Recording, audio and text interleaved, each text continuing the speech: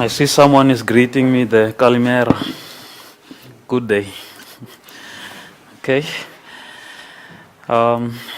Good morning, ladies. Oh, no more ladies. That cuts our speech. It makes things easier now. Ladies, gentlemen. Okay. Unless there are gentlemen who love to be ladies. And yeah. Okay. We are going to lesson 15 according to our schedule. I'm still marking your tests, and hopefully you will have submitted your assignments today. You're supposed to have submitted your assignment, right? I got some of you already submitted. All of you. Who hasn't submitted? Who hasn't submitted? Okay. Right. Like Yandra says, speak now or forever hold your peace. And then, good. Lesson 15. A very, very straightforward lesson. Let's start by looking at the outcomes. What is it that we want to achieve with the lesson? Well, I've been talking about the so-called principal part of the verb. And I will give you now a copy, a list of verbs conjugated horizontally. And now this kind of an animal is something you will wrestle with in each and every test that I'm going to give you. I won't give you this in the exam anyway, it's just for practice purposes, okay? I will give you a verb which you will have to conjugate horizontally, giving me all the principal parts of the verb. So here, one of our study outcomes is you must be able to recognize and explain the fourth and the fifth principal parts of the verb. The vierde and the vijfde, the fourth and the fifth principal part of the verb. And having said that, you remember last time we dealt with the present indicative active, the first person singular being the first principal part, and secondly, the future indicative active, and then last week or that other week we dealt with the aorist indicative active. All first person singular, right? And in the active forms. And those are the first, second, and the third principal part of the verb. And now, lesson 15 introduces us to the fourth and the fifth principal part of the verb, which are the perfect active indicative and the perfect middle or passive indicative. Okay? Secondly, to recognize and explain the significance of the perfect tense. And we have been dealing with this when we were busy with the present indicative active. We know its significance. What type, what kind of an action does it denote? Remember, the Greek verb has more to do with the kind of action, not about time and so forth. Whether it's past tense in your Afrikaans and English, you would emphasize past tense and future tense and all that. The Greek verbs focuses more on the kind of action. And the present indicative active, we said is simple statements, okay, in the present. And then the future could be the promise in the future or something that will take place in the future. And what else? The aorist also, a simple or undefined action in the past. So it has more to do with the kind of action rather than the time of the action. And then now here, the significance of the perfect tense, we're talking about the same thing. I mean, the similar thing, that what kind of an action does the perfect tense denotes. So that is its significance. Third, recognize and explain forms of the perfect active indicative. Now they are forms, like we did with the present indicative active, your lu uo, lu eis, lu ei, lu omen, lu ete, lu osin, your future, lu suo, lu seis, lu sei, lu somen, lu sete, lu sosin, your aorist, your elusa, elusas, elusen, elusamen, sate, elusan, and then your imperfect. Yes, I'm not only looking at you, I'm pointing at you. Don't open your book, don't open your paper. You're supposed to do this right now. Imperfect indicative active of fluor.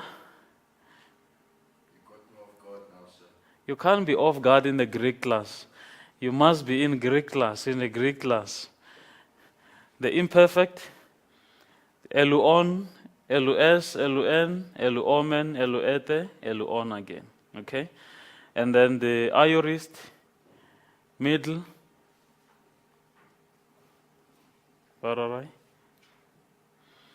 Here is the first year student, first semester.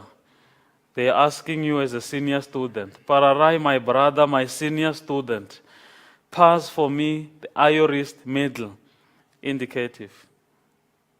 Don't disappoint this poor first year student before you. Because you have done this before, you passed your Greek 112, you're supposed to know it. What is it?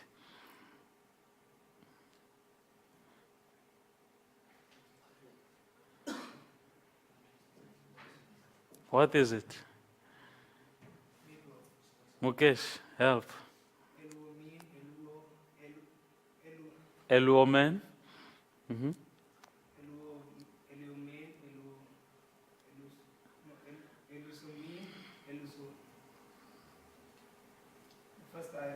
First aorist middle. Elusomin, elus uo, eluseto, elusameta, elusate, elusanto. Good. Okay. So you have to know all these things. Otherwise, you're just going to see a ghost in the exam. Having sat in the class for all the months and so forth. Okay? So again, the forms of the perfect active indicative, something we are going to do today. And fourth, recognize and explain forms of the perfect middle or passive. All right? Just like I asked you now with the aorist middle or passive. Then recognize and explain various forms of the perfect and the way they reduplicate. We're going to talk about reduplication now. I will revisit all these now one by one. The first one we are looking at is the fourth and the fifth principal parts of the verbs. The fourth and the fifth principal parts of the verb. Now, what do we have here? The fourth and the fifth, or the fourth principal part of the verb, or the Greek verb, is the perfect active indicative. Okay? Do you feel this shaking that I feel? It's also disturbing the the thing. Now, the fourth principal part of the Greek verb is the perfect indicative active with the first person singular ending. Okay? And this is now our fourth principal part of the verb. The first being the present indicative active, all first person singular, né? And then the future, and then the aorist, and now we have the fourth one, which is the perfect indicative active, first person singular. And the form there is le, lu, ka. So if we were to do the horizontal conjugation of lu'uo, this comes from lu'uo. What would you say? Then it will be lu'uo, the future, lusuo,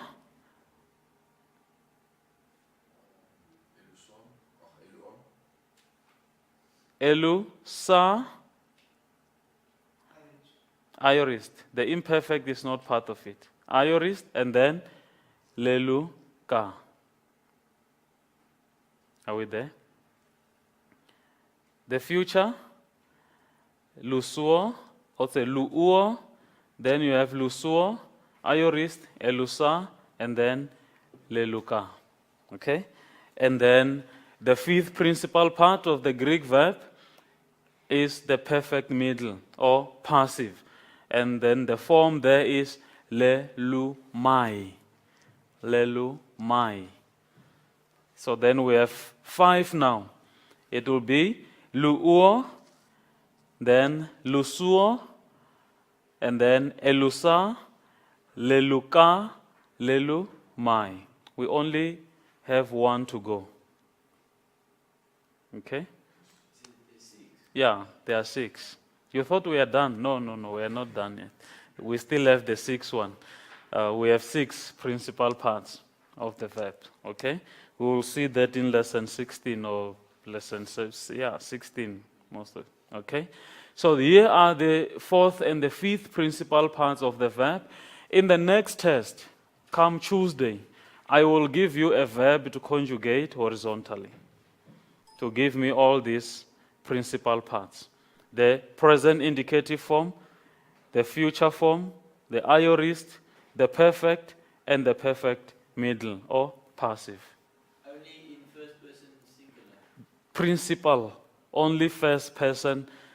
It's a horizontal conjugation. It's not the vertical conjugation of the luo, lueis, luomen, of leluka, lelukas, leluken, lelukamen, lelukate.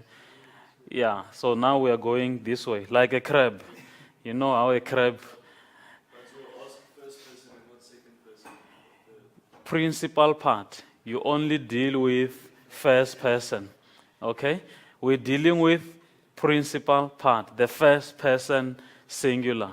That is the horizontal conjugation. The moment I say conjugate luuo in the present indicative active and stop there, then I need all 6 persons. I mean, first person, second person, third person, in the plural forms also. That is the vertical conjugation of the verb. Okay? Good.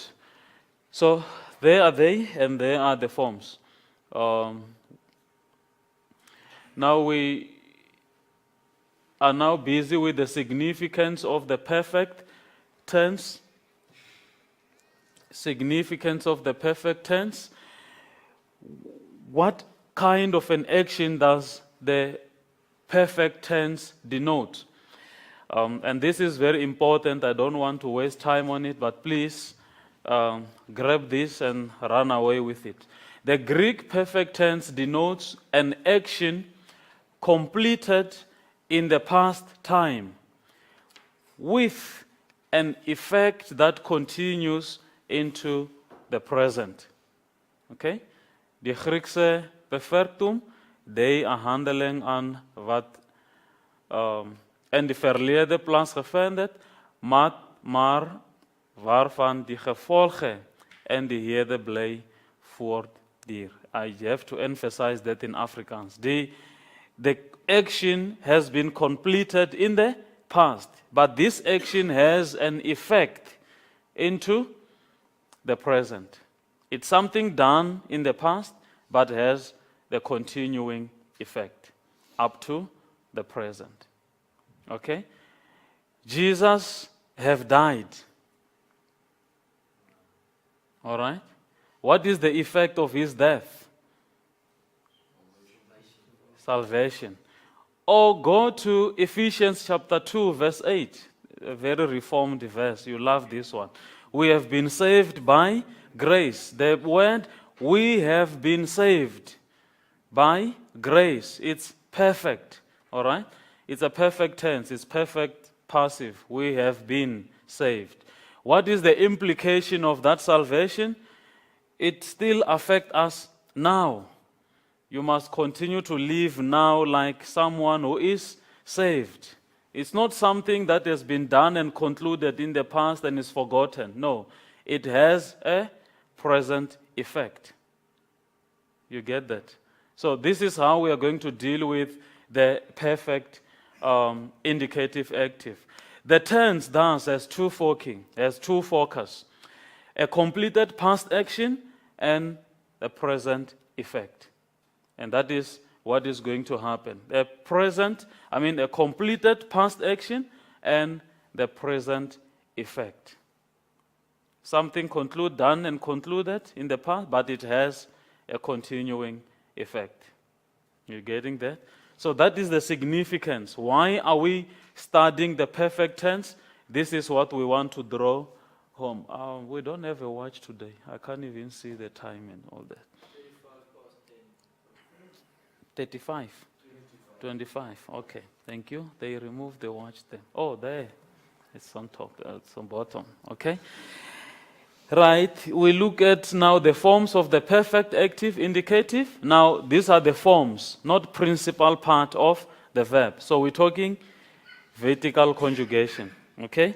Let's also look at page 84. You have all the forms there. The forms of the perfect, indicative, active are, as we have them there, you have the first person singular, leluka. All right? I have loosened. And then the plural form, lelukamen. In Afrikaans, it's simple as ons het los gemaak. Okay? We have loosened.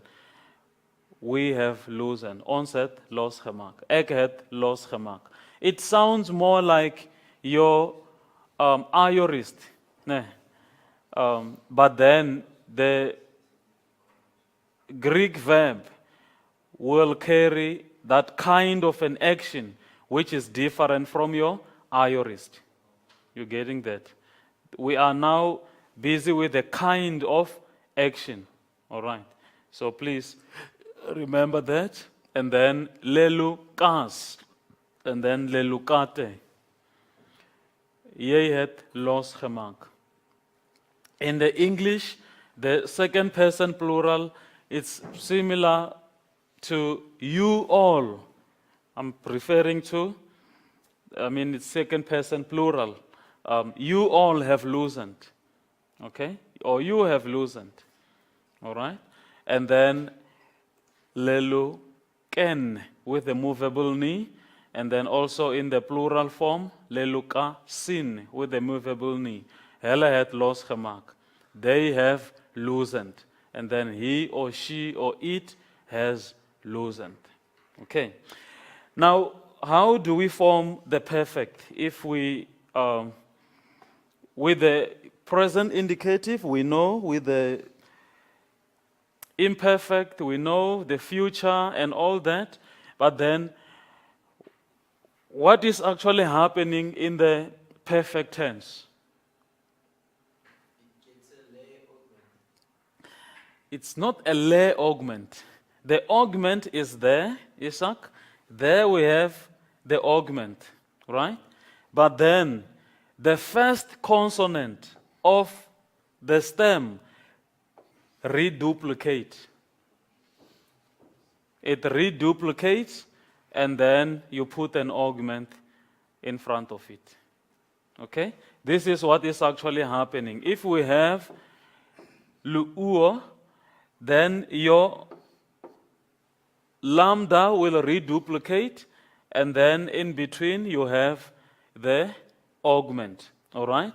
And then the person ending is your ka suffix. Okay? Then you end up with leluka. And then it continues.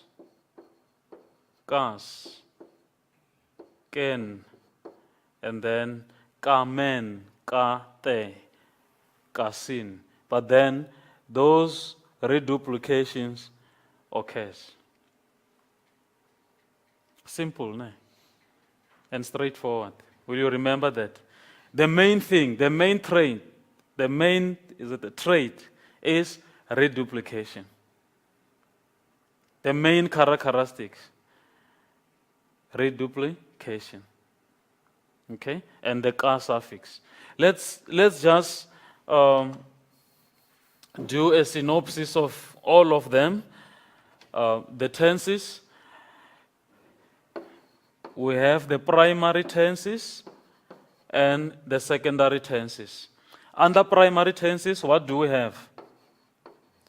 Present tense and the future. We have dealt with this. We have done this before. Okay? And then now the last one would be the perfect. We are done with this. Okay? You remember in the present, you will have lu'uo, and then in the future, lu, suo. In the perfect, now you have le, lu, ka. All right? Let's go to the secondary tenses. These ones, as you can see, there is no augment. The augment actually happens there in the perfect, but then we don't emphasize the augmentation. We emphasize what? Reduplication. Okay?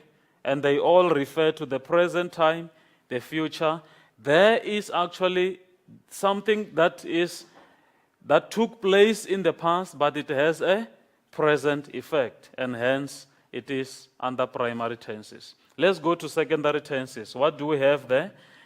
The first one is the imperfect, and then the aorist, and the pluperfect, which I am not going to talk much about. It's very, very uncommon in the New Testament. I won't even do it. Just read it for your sake there. So actually also this side, we are done with all these tenses.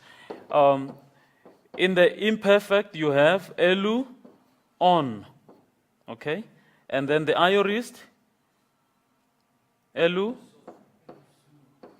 elusa. Remember the sa suffix of the aorist. The so is the future. The ka is the perfect. Your present indicative, you shouldn't struggle with that. And then your imperfect, you can see all this. Even the pluperfect, it has some kind of duplication, and you look at the forms there. They all have what? Augments. But then the primary tenses, there is no augment. Are we there?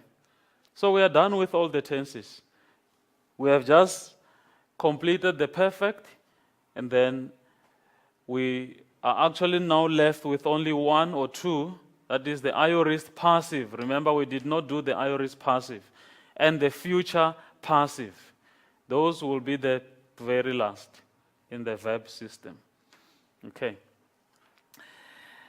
Right?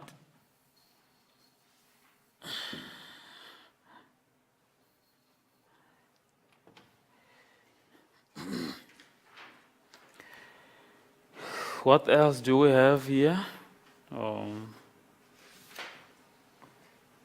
What's going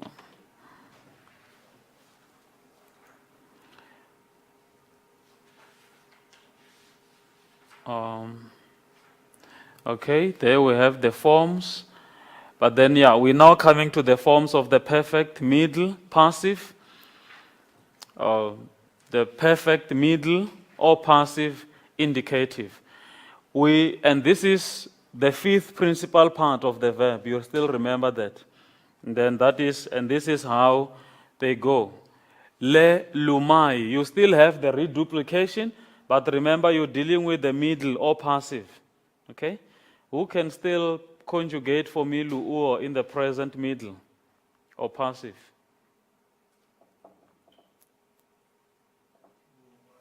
Lu or mai? Lu, lu'e, lu'etai, lu'ometha, lu'este, lu'ontai. Okay, good. So the endings are similar.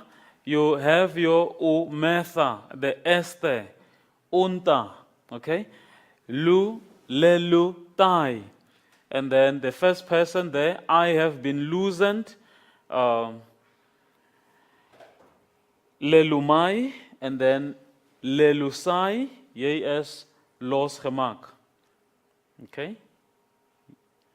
You have been loosened, singular. You all have been loosened, your plural forms. You're going to get this, definitely, I assure you, in the next test. Just to see how much you take this conjugation, how serious you take this conjugation, okay? And then the form of the perfect infinitive active, also look at that, the reduplication occurs. Remember, it's not about augmentation, it's about reduplication. The augment belongs to the indicative mood, but then the augment, therefore the infinitive does not get the augment. I said in the perfect, we emphasize what? Reduplication, not augmentation. Okay? You have seen with the aorist infinitive, it doesn't get any augment because the augment belongs to the indicative mood. You still remember that. I emphasized that last week. Okay? And then we have also, okay, the translation of that, to have been loosened. No, there's something wrong there. I don't think that is, that is a passive, no? It cannot be. It's to have loosened, not been. To have loosened. But then in the passive, yes, to have been loosened, to have been freed, to have been destroyed. All right? Omlos, is that the good Afrikaans? Omlos te gemaakt het. The word. No, it's not passive, it's active. So that's correct. Yeah, okay. And then also, omlos gemaakt, the word of the VS. Is that so? Yeah, okay. That is le lustai, the passive. The middle passive infinitive. Okay. Any questions so far?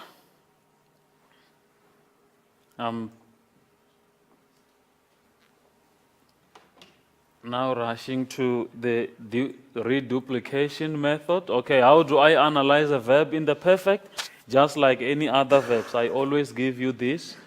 All those. The most important thing is the eighth aspect. The eighth aspect indicates also that the perfect tense denotes an action completed in the past with an effect that continues to the present. The rest is just the normal stuff we deal with. It's perfect, indicative, active or middle or passive. The person, whether it's first person, singular or plural, the dictionary form, the meaning of the dictionary form, and the eighth one, we have spent a bit of time on the significance of the perfect tense, the kind of action, not just the time, the kind of action. And so that must be emphasized. The perfect tense denotes an action completed in the past with an effect that continues to the present. Will you remember that? Sometimes you forget to give me that eighth point. And it's very, very important. That's why you are doing your Greek. When it comes to your translations and interpretation and so forth, that plays a very, very big role. Please don't forget that. Any question? Are we still okay? Okay. Now let's see what we have next. Okay, various forms of the perfect. I think this is the last aspect. We have talked about the reduplication, okay? And I've given you an example with the verb lu'uo. With lu'uo, it's easier because then you can see lu'uo starts with a consonant, okay? What about verbs which begins with vowels and diphthongs? So there are rules that apply, okay, on this whole question of reduplication. The first rule is, okay, regular verbs. Reduplication consists of the first consonant of the verb stem, like luo, followed by an epsilon.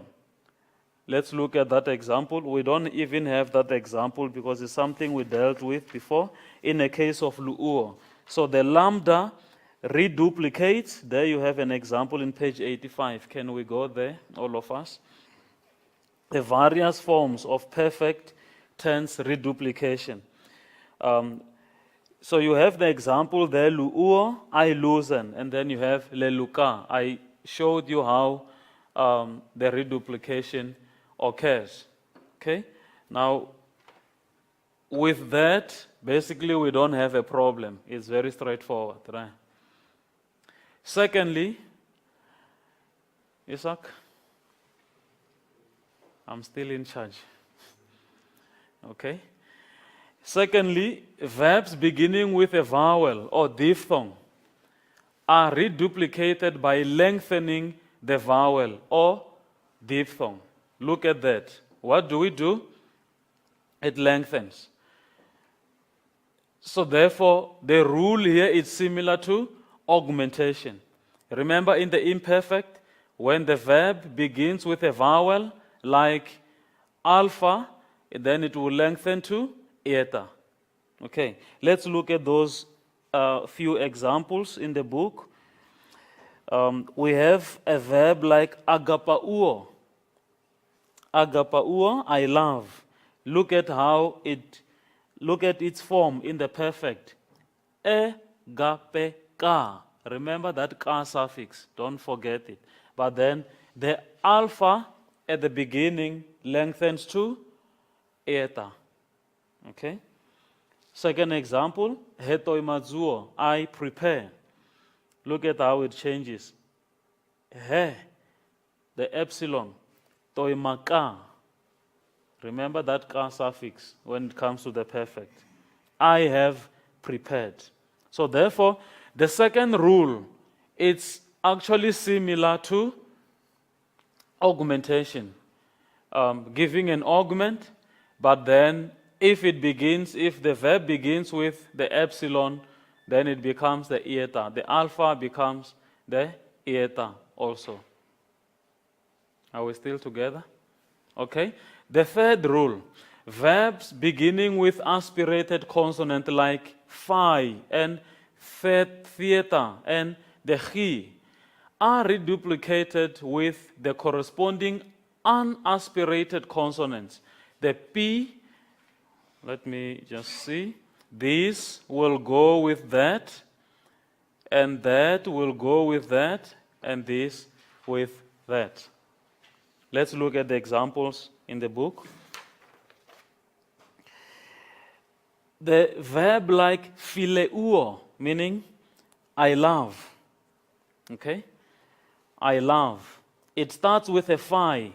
How does it reduplicate? We said phi goes with the p. You can see there. Look at what I've done here. The phi goes with the p, so the reduplication will be the pe phileka. In other words, you put that p, and then in front of it, it's an epsilon, just like it does with luo. It reduplicates that lambda, and you put an epsilon in it. But in the case of the phi, phileuo, you put the p and then the epsilon, and you end up with the pe phileka. Remember that ka suffix. You see what is happening there? Which means I have loved. Let's look at therapeuo, meaning I heal. It's a theater. We said theater goes with the tau. So therefore it will be the te therapeuka. Te therapeuka. You put that tau and then the epsilon in front of it. The third example, okay, te therapeuka will mean I have healed. Okay? Horizo, meaning I separate. Horizo, I separate. It begins with the chi, and your chi goes with the kappa, okay? And the perfect form of chorizo will be the ke chorika. You put that kappa plus the epsilon. I have separated. Any questions so far? I'm taking time on these things and I'm very serious on them because I know now when you go to the New Testament sentences and the LXX sentences, you're going to get these verbs. So you must know this rule so that they don't throw you around. Okay? They don't confuse you. All right? Now we're done with that. Verbs beginning with a double consonant also have their rules. The psi, zeta, and xi are reduplicated with epsilon, just to put a straight epsilon. It's not augmentation, we still call it reduplication. Let's look at the examples. Read the further elaboration of this rule, or with two consonants, unless the second consonant is a lambda or a rho. They are reduplicated with an epsilon. Let's look at the example. For instance, zete uo, I seek. You just put an epsilon in front of it, then don't forget also the ka suffix. Then you end up with e zete ka. I have sought. Okay?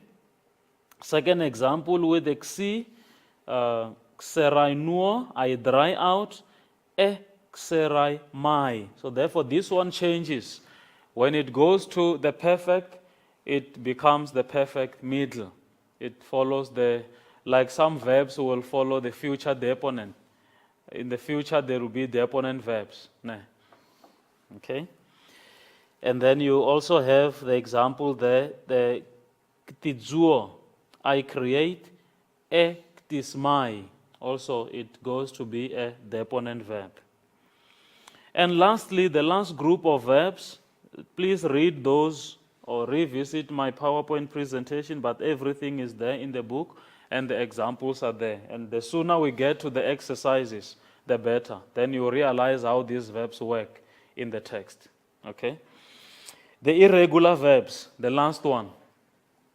We have a list of them in page 87. Let's look at them. From page 86, irregular verbs, a number of verbs from the perfect form, the number of verbs form the perfect in a wholly unpredictable way. In other words, that's why we call them irregular. All right? You cannot follow how exactly they transform or they change. All right? For instance, the verb erchomai, I come. This will be a very, very interesting verb because erchomai in the present indicative active, but then when it goes to the future, what does it become?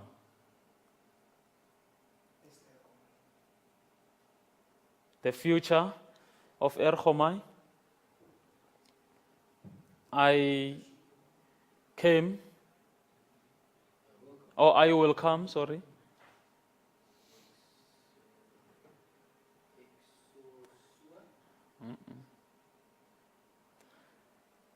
Erchomai is one of the, and I should give you this in the test because it changes in all the tenses.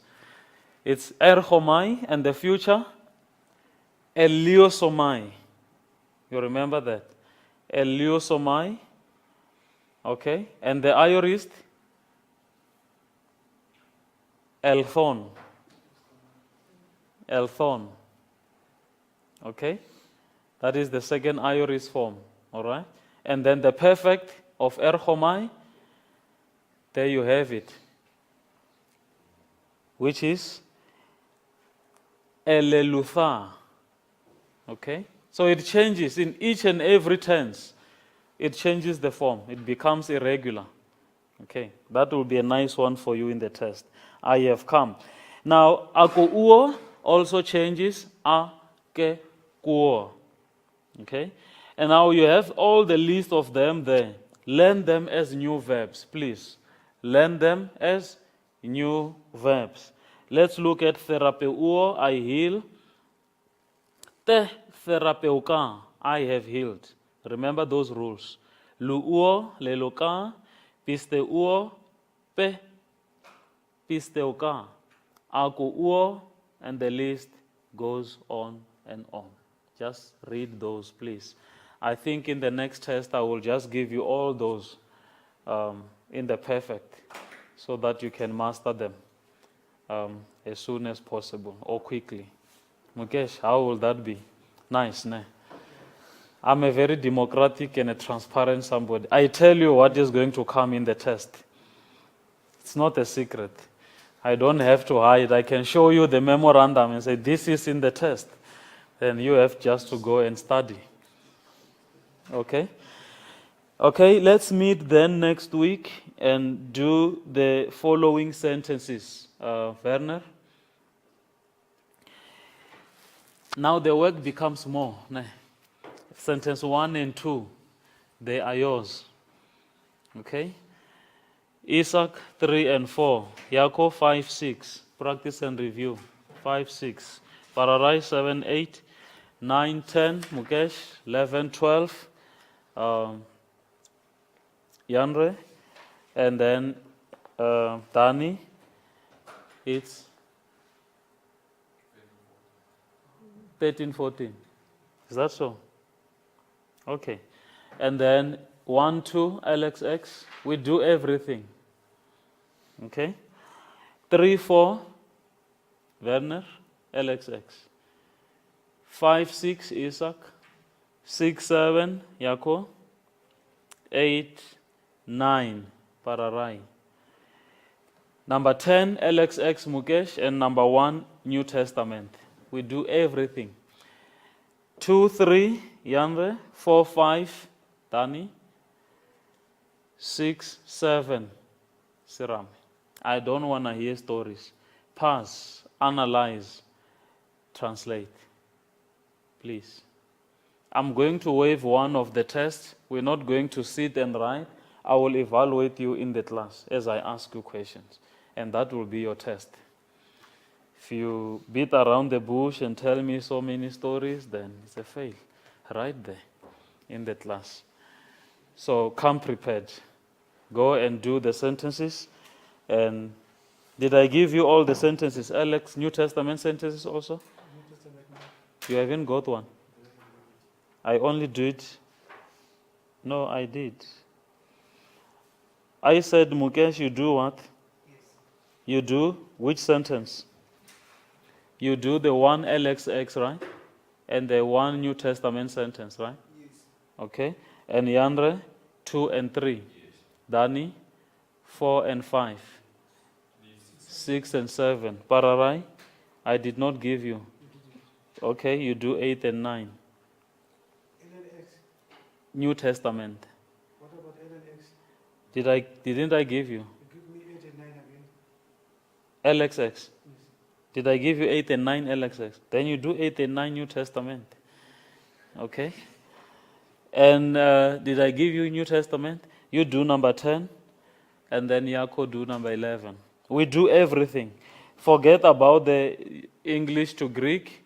I'm going to give you, like I said, the passage and like a comprehension test and ask you some question. Test your knowledge on whether you can follow a Greek argument or a Greek story and so forth. So we tested with that comprehension test in our test. In the test, yes. But not the exam. Also in the exam. Yeah. That's why I'm waiving out this English to Greek. So we will be prepared with the comprehension test when we go to exam. To the exam, yes. When Yeah. will you start asking comprehension questions? I will start as soon as next week in your test. Or test number 3. Text number 3. That's to prevent what Yeah. how far. Yeah. Test number 3. Just 6 or 7 lines of a story from the Bible and ask you some questions on them, from it. Yeah. Thank you so much and keep working hard.